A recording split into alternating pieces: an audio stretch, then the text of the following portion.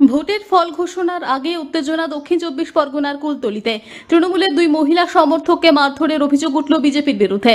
ঘটনায় আহত মা ও মেয়ে হাসপাতালে চিকিৎসাধীন।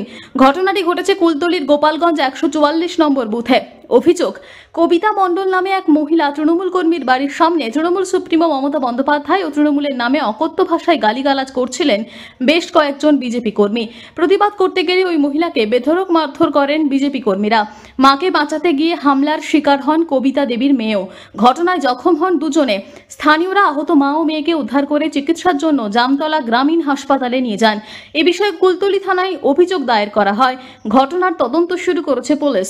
যদিও হামলার অভিযোগ অস্বীকার করেছে বিজেপি। তাদের দাবি, ঘটনার সাথে বিজেপির কোনো যোগ নেই।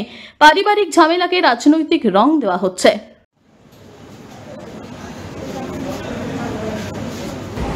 কি নাম আপনার? কবিতা মণ্ডল। কি হয়েছে? ওই দিদির নামে গালাগালি করছে, বলেছি বলে মারধর করে। কারা গালাগালি করছে? বিজেপি। হ্যাঁ, বিজেপিরা। আপনি কোন দল করেন? আমি টিএমসি ছিল। তৃণমূল করেন? হ্যাঁ। কি হয়েছিল? মারলো কেন? ওরা গালাগালি করছে বলে। কাকে গালাগালি করছে? ওই দিদির নামে। আপনি প্রতিবাদ করেছেন? ওই দিদি করে মেরেছে। গোপালগঞ্জ অঞ্চলে 144 নম্বর বুথে কি ঘটনা ঘটে? গোপালগঞ্জ অঞ্চলে 144 নম্বর বুথে আমাদের এক কর্মী সমর্থকে বাড়ির সামনে বিজেপির কিছু ছেলেরা এসে ওখানে আমাদের মুখ্যমন্ত্রী মমতা বন্দ্যোপাধ্যায় সম্বন্ধে এবং আমাদের দল সম্বন্ধে গালাগালি খিস্তি খাস্তা করছে। এবং ওই বাড়ির কোনো পুরুষ নেই, এক মহিলা, তার নাম কবিতা মণ্ডল। সেই প্রতিবাদ করাতেই তার বাড়ির মধ্যে ঢুকে যায়। সে পালিয়ে বাড়ির মধ্যে যায়, সেখানে গিয়ে তাকে মারধর করে, টানাটানি করে। তার মেয়েটা ছাড়াতে আসলে তাকেও মারধর করে। আমাদের কথা হচ্ছে যে এখন বিজেপি জিততে পারেনি, এই রকম নারী সুরক্ষা বলে চিৎকার করে, অথচ একটা নারীর উপরে, তার বাড়িতে তার স্বামী নেই, তার উপরে এরকম অত্যাচার উৎপীড়ন, এটা কোনো মতেই বরদাস্ত করা যায় না। এটা আমরা মন থেকে কিছুতেই মানতে পারছি না। এটাই আমাদের কাছে বড় কষ্ট বা যন্ত্রণা। আপনারা কি থানায় অভিযোগ জানাবেন? হ্যাঁ, আমরা থানাতে অভিযোগ জানাবো। অভিযোগ জানানোর জন্য আমরা থানায় এসেছি। এখন আমরা কমপ্লেন থানা জানাচ্ছি, অভিযোগ দিচ্ছি। কি নাম আপনার? আমাদের এলাকায় তৃণমূলের অভিযোগ, তাদের এক মহিলাকে সমর্থককে মারধর করা হয়েছে, বিজেপি কর্মীরা মারধর করেছে, কি বলবেন? এটা দেখুন, তৃণমূল এখন কিছু পাচ্ছে না, কোনো ইস্যু পাচ্ছে না। তারা পশ্চিমবঙ্গে 42টার মধ্যে 42টা পাচ্ছিল, এখন তারা 12-13টা পাবে কি তাও সন্দেহ।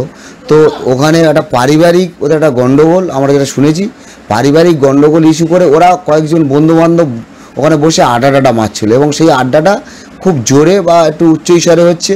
তখন ওই ভদ্রমহিলা বেরিয়ে ওদের সাথে বাগবিতণ্ডায় ঝগড়া পড়ে, কিন্তু কেউ মারামারি কোনো কিছু হয় না। আর এটা কোনো রাজনৈতিক ইস্যু নয়, ওরা একই পাড়ার ছেলে, একই বুথের ছেলে, একই জায়গার ছেলে, ওদের একটা বন্ধুবান্ধব। ওরা সবাই কিন্তু ওই যে মধু বা যারা আছে ভরত, ওরা সবাই একে অপরের বন্ধু। তো সেই জায়গায় তৃণমূল আর কোনো ইস্যু খুঁজে পাচ্ছে না। মানে তাদের যে প্রকট যে অপরাধ, পশ্চিমবঙ্গ জুড়ে যে প্রকট যে অপরাধ, সেই সাথে দুর্নীতি, সেইগুলো ঢাকার জন্য ছোটোখাটো এইসব বিষয়, এগুলো কোনো বিষয়ই নয়। এটা কোনো রাজনৈতিক কোনো রং নয়, এটা ওদের পারিবারিক বিষয়, বন্ধুবান্ধব হিসাবে একটা বাগবিতণ্ডা হয়েছে, সেটাই কি এরা রাজনীতি ইস্যু করতে চাইছে।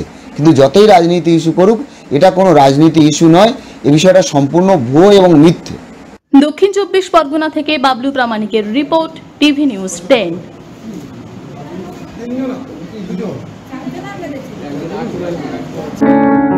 প্রিয়জনের অসুস্থতায় দিশাহীন? চিকিৎসার সঠিক দিশা পেতে ফোন করুন 7477716138, 7477716139 এই নম্বরে। শহর দুর্গাপুরে চিকিৎসার নতুন দিশা, life care hospital. Life care takes care of your health. প্রবীণদের জন্য রয়েছে বিশেষ ছাড়। স্বাস্থ্য সাথী সহ সমস্ত মেডিক্লেম ইন্স্যুরেন্সের চট জলদি সমাধান। অভিজ্ঞ চিকিৎসক মন্ডলীর দ্বারা সঠিক রোগের নির্ধারণ ও চিকিৎসা। সিটি সেন্টারে ডক্টরস কলোনির পাশে বর্তমানে শহরের চিকিৎসার অন্যতম epicentre life care hospital, passion for care and cure. সুলভে সঠিক চিকিৎসার একমাত্র প্রতিষ্ঠান বিবেকানন্দ হসপিটাল। 24 ঘন্টা emergency service, blood bank, trauma care. আপনাদের সেবায় আমরা তৎপর। গুণমান ও পরিষেবায় দুর্গাপুর বিধাননগরের ডক্টর জাকির হোসেন এভিনিউর বিবেকানন্দ হসপিটাল। শিল্পাঞ্চলের মানুষের মন জয় করেছে। সবার আগে খবরের আপডেট পাওয়ার জন্য সাবস্ক্রাইব করুন আমাদের ইউটিউব চ্যানেল এবং ক্লিক করুন বেল নোটিফিকেশন আইকনে।